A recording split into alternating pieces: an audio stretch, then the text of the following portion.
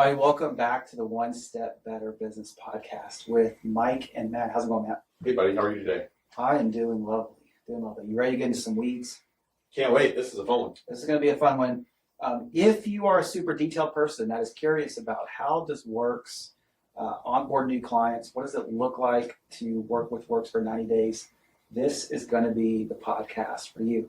If you are not a detailed person and you're not really interested in how we onboard new clients for 90 days, go ahead and click mark as played, skip to next episode. Give us 5 stars. Yeah, and then move on. Sit with us for the first 5 minutes. We can know a little bit more about us. Yeah. But then after that, definitely skip it if you're not a detailed person.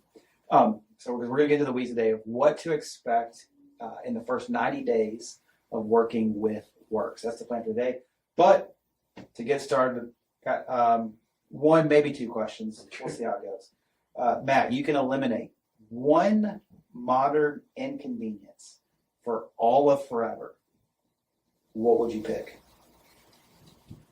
Modern inconvenience. Mason is giving us some helpful here. He's giving us some suggestions. I know. Waiting and on one of the hold. suggestions is really good. Group text, passwords. It's got to be passwords. The authentication of the authentication of the authentication is the part that right now has been driving me crazy. You know, on my phone I have Face ID and all that stuff.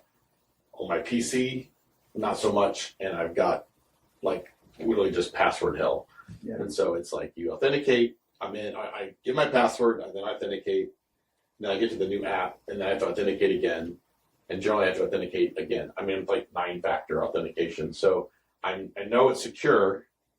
I still don't know if it's secure, but I do know that I feel like at least somebody's going to have a hard time getting into my stuff. Yeah. But yeah, that would be mine. How about yours?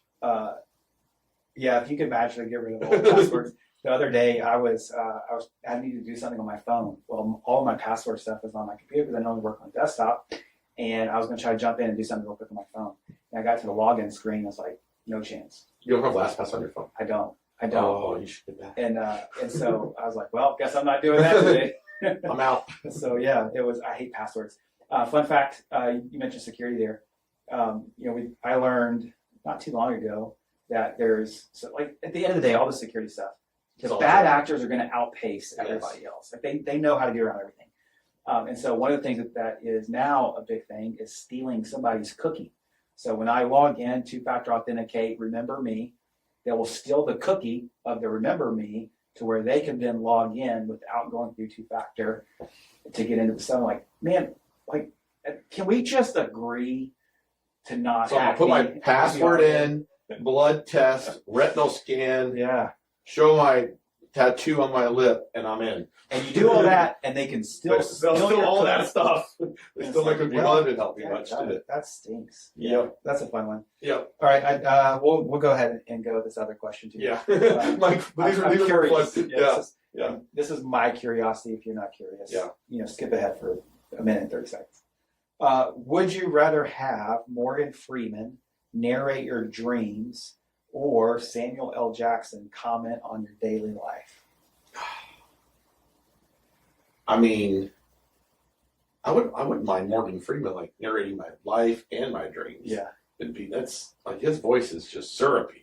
It's like him or James Earl Jones maybe, but like Morgan Freeman, I'd pick him by far. Yeah, I would not put Samuel because I feel like through that. There's a lot of F-bombs and there'd be some inappropriateness with Samuel L. Jackson. I already have enough F-bombs in my life that I don't need any more with Samuel L. Jackson.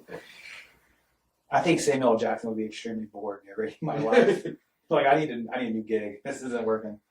Chick-fil-A again? Yeah. Oh, man.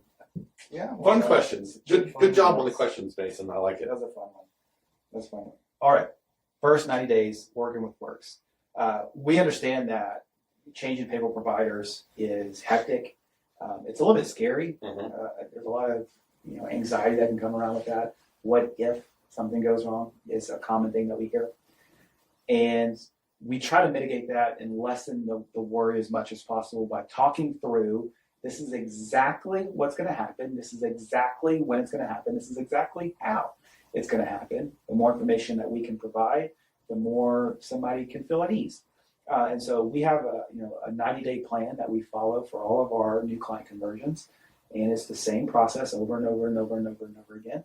It works, no pun intended, but actually a little pun intended. It works. We call it the Whirks way. Yeah. But it works, and it gets things right all the time. So we're going to talk through the first 90 days. We're going to look at what onboarding looks like, what services are going to get set up, how it's going to go, all that kind of stuff. So what I want to start with is the very first thing that we do once you become a client. You've signed paperwork. Our sales team has signatures on pages. The very first thing that we do is we schedule a kickoff call. And that happens with an implementation specialist that's part of our operations team. And that call is maybe one of the most important conversations that we're going to have in your entire life of working with Whirks. Yeah. Because we're going to get a bunch of information that's absolutely necessary on the front end.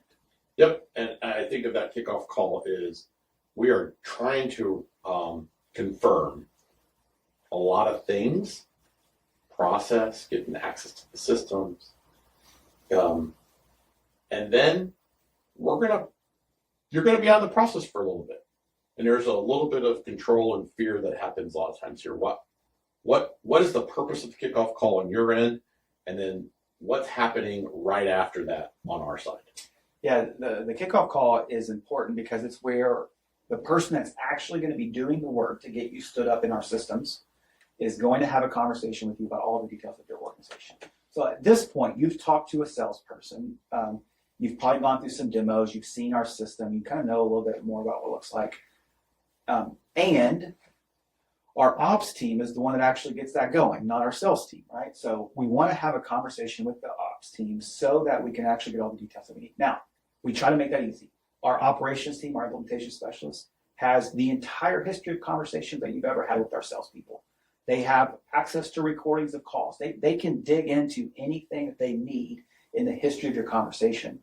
And they're going to verify information that you've already given with us or given to us again. We want to be absolutely confident that is your legal name. That is your FEIN. This is the right legal address. This is the bank account. You do run payroll on a weekly basis. So we're going to ask you some questions that you've already talked to our team about. But this is the definitive. We're going to write it in stone. Your weekly payroll. Yep. You want your pay periods to be XYZ. All of those things, because that's what gets turned into what we call a client shell, which is going to happen behind the scenes after that kickoff call. Yep, and we are doing that because we've been burned. A little bit, yeah. And what the client thinks is true and what they told us the first meeting, and now that we're verifying it, is different. And, oh yeah, I have this one other employee that we pay biweekly. And I have this one other contractor that I've been paying through payroll that we need to figure out what we're doing now. Oh, and our legal address on our tax forms is this, but our actual legal address is this. Have you never changed it? Oh, we should probably do that. Yeah. So we're verifying all these things along the way, which seems redundant, and it's just a double check. We want to make sure it's right, and the right is important. It's a little bit of spring cleaning. Yeah. Oftentimes business owners aren't thinking about what is the legal address the IRS has on file for my company. That's correct. I don't ever think about that. Hey, my accountant filed a tax return. They probably use the right address. Yep. That's probably the one they have on file. They don't think about that. And so we ask the questions in a very specific way to get you to think about a broader, bigger picture about your business. For sure. It's not just, hey, what address do you want us to use? No. Yeah. We're going to say, this is the legal address the IRS has on file for your business, which is oftentimes the address listed on your previous filed tax return. Is this the right address? Is this what you want it to be? So we're going to explain those things in that call. We also use that call as a jumping off point for digging into deeper conversations, right? Sure. So if you're a restaurant, for example, we know that you have tips. What we don't know yet is, do you pay those tips out on the paycheck? Or are you cashing those out and people are taking them home daily? Are you doing differently for cash versus credit card? Correct. You do both and. Yeah. And so we want to dig into those processes that you follow so that we can set up our system correctly so that we don't have issues whenever we're actually processing payroll. Correct. It is one of the most important conversations, like I said, that we will ever have, is that initial kickoff call. Now, we haven't validated anything against your payroll data yet. Nope. This is just making sure what you think is reality is what we what we think is reality. We will start to dig in right after this on, is that the reality? We will begin to verify everything that not everything, almost everything that you believe about your business. Correct. We will verify that the legal name and the FEIN that you gave us match IRS records. We'll verify that the address that you actually gave us is the right one. And the reason that we ask for it and then verify it is not to have a I caught you moment, but it's to say, hey, Matt, just so you know, you think it's this. What it really is this. Where do you think that got wonky, and what do we need to do to fix it? Correct. It's very, very, I say very common. It's more common than I would hope that we get into the verification piece of this, and it's, hey, Matt, you think that your PTO accruals look like X? Really, it's been happening in Y. What do you want to do about this? Here's some suggestions. Which one you want to do? Or you think that your medical benefits are being deducted on a pre-tax basis? In reality, it's been treated on a post-tax basis for multiple years. Yep. And here's some suggestions. What do you want to do about this? Yep. It is more common than you would think that we run. That's happening post kickoff. Yep. So kickoff meetings happened. We spent 30 to 45 minutes together. We've gotten access to the system. We are a couple of weeks. We will have started to think through when first live date may be. Then the kickoff call, one of the biggest things that we determine is what is your go live date. A go live date in our world is the first payroll date, check date, that you're processing payroll within our services. So we're going to determine that during the kickoff call. Typically, it can be anywhere from 2 weeks to 8 weeks after our kickoff call, but it's a collaborative, like, hey, does this work? This is what I think is going to work. Does that work with your schedule? Do you have vacation around? Like that, those kind of things. Our goal is to make that as soon as possible after the kickoff call as we can. But it's collaborative to come up with that date. And then after that kickoff call is over is when we're getting to work. That's when we're pulling down previous payroll information, employee information, payroll history. We're loading all of that stuff into our system. We're testing it, making sure it's accurate. There's a lot of behind the scenes work there. Common feedback that we get is, hey, we had that kickoff call. I got an email after that, but I haven't heard from you in a week. Are we still good? It's like, we're still good. We're just working behind the scenes to get everything loaded. And so they'll start getting some intro to training after kickoff call. So they'll have a couple emails that come in, but they'll have the first real training and first payroll run together with our team generally. Yeah, my preference is that we're going to run that first payroll together. Some people don't need that hand holding, and they would rather just do that on their own schedule, and that's fine. But we will have a live, person-to-person, non-recorded training session with every client that comes on board. And we do that based on kind of the services that you buy. So like if you're just doing payroll with us, we're going to have a payroll training. If you're doing HR stuff with us, we're going to have a specific HR conversation. Benefits and stuff, so it's kind of service based, what service you're buying, but that training is live with a human being in your environment with your information. Like that is recorded or not recorded? It is recorded. You get a copy of that transcript and that recording after the call. That way you always have it. But that's going to happen typically about 1 to 2 weeks before go live date. And in the same thing, our HR stuff. After our kickoff call, we're going to have a kickoff call specific for HR stuff, where we're going to do an HR risk assessment. We're going to identify some gaps, some holes that you may have in your organization when it comes to maybe I-9 compliance, just employee paperwork stuff. Are you following all the major labor laws, that kind of stuff? So, in those first 30 days, there's a lot of information gathering that we're doing with you. We're probing, poking, asking a bunch of questions to get information out, to start really to uncover some issues that we may need to address post 90 days. So go live date is happening. We'll call that 30 days after our kickoff call. And then on that point forward, in that next 60 days in our 90-day journey, is we're really starting to address any issues that we've uncovered in the first 30 days. All right, so we talked through this idea. We're talking about first 90 days today. So we are 30 days in. We finally go live. We're going live, not finally, going live. And at this point, what is set up? What's our goal at, I'll say, day zero? So go live day, where are we at versus where they've been, where we're heading? Give me that. like kind. We want apples to apples on day 0, which is our go live date. Whatever you were doing in your previous payroll system, it's going to be set up and ready to go on day 1 in our systems. So that could be PTO stuff, it could be timekeeping stuff, it could be onboarding, whatever things that you were doing from a process standpoint in your previous system, it's going to be set up on the very We want to make sure that we match what your existing systems are day 1. So if you're entering time in your old system, you're entering time in our new system. If you're onboarding electronically before, you're doing the same thing. If you have an employee or onboarding, PTO management process built in your OPR system, that's the same thing. So let's say they did have a post-tax health insurance deduction, and they thought it was supposed to be pre-tax. Are we making that change day 0? No. Yeah. No, and the reason we don't make those changes on day 0 is because it allows us to match and validate our data. Mm-hmm. So if I load everything in the same way it's been done historically, there's a couple of things that are going to be true. One, I have confidence that everything was done correctly because I can test that out from a system standpoint. The second thing is I'm not going to immediately create IRS issues or state tax issues by changing the way things were done historically. So if we're getting started, let's say in June, second quarter of this year, and I load my first quarter stuff as pre-tax when it was really post-tax, I now have a 941, a tax mismatch for first quarter. So I can't load that stuff corrected. I have to load it bad, incorrect. The way that I talk about this with our team is whatever did happen, whether it's right or wrong, is right.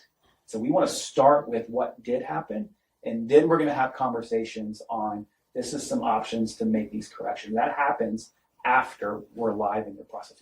And that makes sense to me. I mean, it's like we'd be chasing our tail. So we would be going live with what we know is supposed to be true going forward, but we would never match the old stuff. We would never be able to really retroactively fix that. And so we've identified the issue. We're going to communicate that during the process. And this is part of that 90 days, right? We talked about this.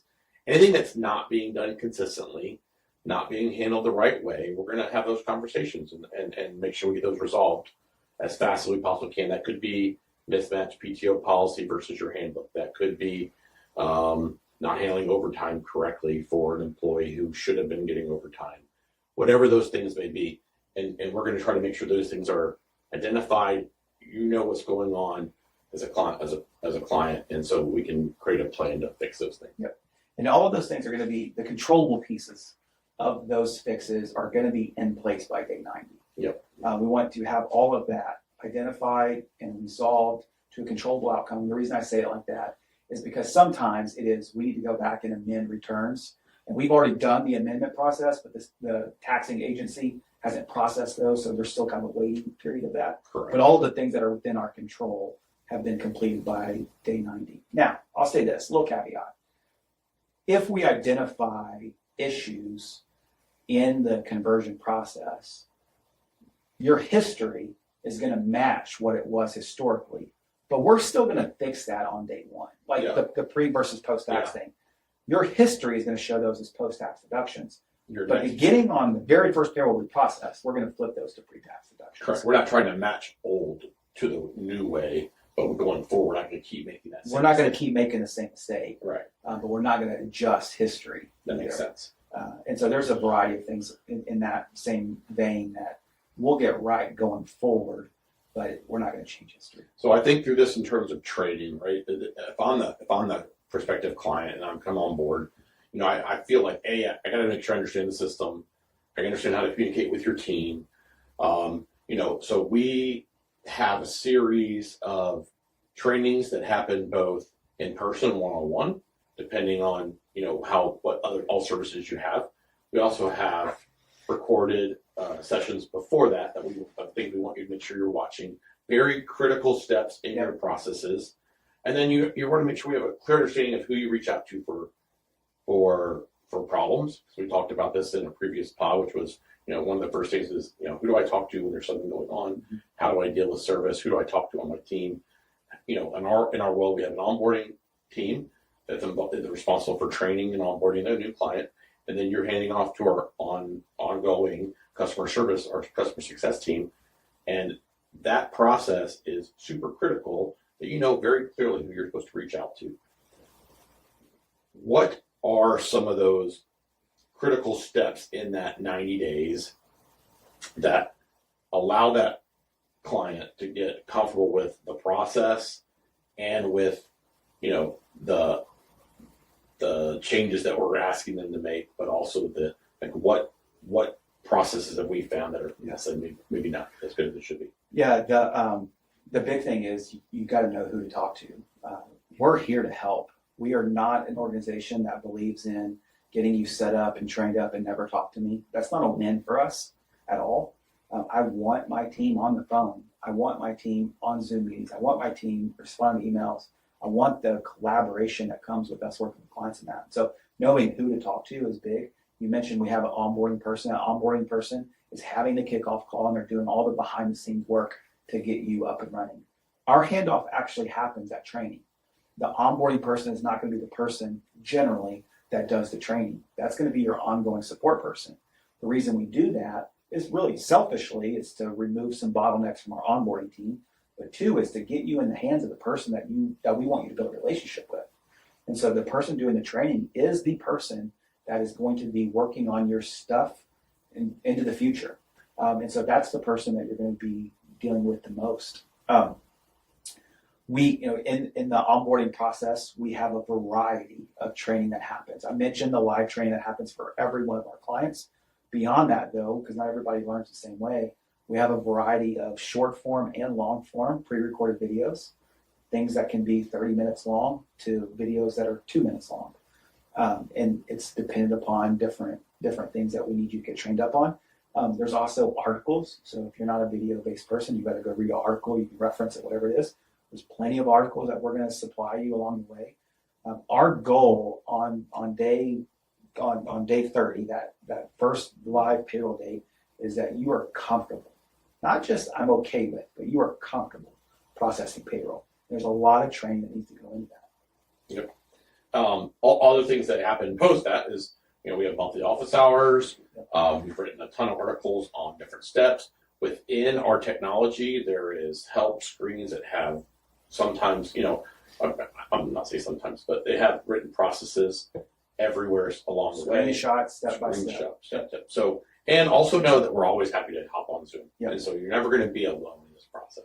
Yeah, my favorite thing is whenever I hear our team that's, hey, I see that you have this issue. This is going to be easier for us to walk through together.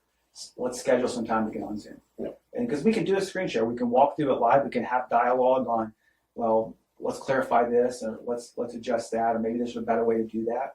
It's not, our response shouldn't ever just be, here's the answer to your question, have a great day. Yeah. We want to be able to make sure that we have understanding of what's happening, because sometimes the answer to your question is you shouldn't be doing it like that at all. And so we need to be able to have that conversation.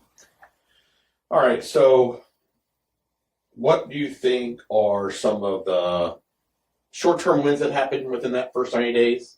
And what should the business owner be feeling at that point? Yeah. Short-term wins is we really have kind of 5 milestones, and I'm not going to remember them all right now off the top of my head. A couple of that I do remember is we want to have an efficient payroll process in 90 days. I don't want you spending a bunch of time running through payroll. In a previous podcast, we talked about how one of the frustrations that business owners have is payroll takes too long. One of the ways that we combat that is efficiently entering payroll information, whether that is an employee needs to be entering information, whether an owner needs to be entering information, or an HR team. So we're going to talk through that. We're going to make some suggestions and help you along the way there. Another thing is we've gone through some groundwork, some base level blocking and tackling on HR. We've identified updates that need to be made to your handbook, and we push those out to your team. That's a 90-day success mark for us. We want that done by 90 days. We do some things with benefits. We want to make sure that all your benefit stuff is working well, that it's an efficient process. Any integration or export import stuff that you need with other systems, that's being addressed in 90 days. Any previous tax issues, previous payroll problems are being addressed in 90 days. And so those are the big ones that there's a lot of work to get done in 90 days. And if we can get that stuff done, then we're setting ourselves up for the future. I think of this as like within that first 90 days, there's obviously some milestones. We talked about, handbook being done, identification of old tax issues, but I want to feel like I'm in control of where the process is going. I want to feel comfortable that my payroll is being handled correctly. I want to be comfortable that the improvements we want to make are identified and they're starting to be worked on. And by the end of that 90 days, we should start checking off some boxes. Yeah. And that's kind of where my goal is to be within that 90 days. There's always an evolution of this process, and every person comes from a different spot. But by this point, there's some definitely marks that we think we should be at. And having it, like you said, I'm comfortable with how my payroll processed. I'm comfortable that I know who to go to with questions. I know that the tax issues that we have are being handled and being resolved, or working towards being resolved. If I'm a benefits customer or we're handling benefits through the system, I want to make sure that stuff's been set up properly. We're onboarding employees correctly. All those things are being done. And that just makes me feel like I'm in control, which is where I really want to be at 90 days. I am in control of the system and processes that are in place to make sure we're moving forward in the right direction. Absolutely. And it may be way too aspirational to say this, Yeah. but I want that business owner to feel amazed that this is an onboarding process unlike anything they've ever gone through. It's different. And all of that leads into them feeling in control. This is the right decision. To go with Whirks was the right decision. And they're addressing things that I never even thought about. That's I want them to feel that. And I think we can deliver on that pretty well. Yep, for sure. Yeah, in control. Big deal. I was thinking like control. I want, as a business owner and myself, I want to make sure that I know that I made a great decision of making a change. I know I'm heading in the right direction, and we are in control of the ability to keep moving it forward. Yeah, courage. Yeah, I think that's a great point to be 90 days into this Whirks journey. Yeah. So, like I said, we're getting into some details today. Hopefully, for you guys that are coming on board our services, this gives you some insight into what to expect. And if at 90-day mark you don't feel amazed, if you don't feel in control, let us know. Maybe we dropped the ball somewhere, but hopefully we didn't. Thank you guys for listening. Hopefully you have a great day, and we'll talk to you next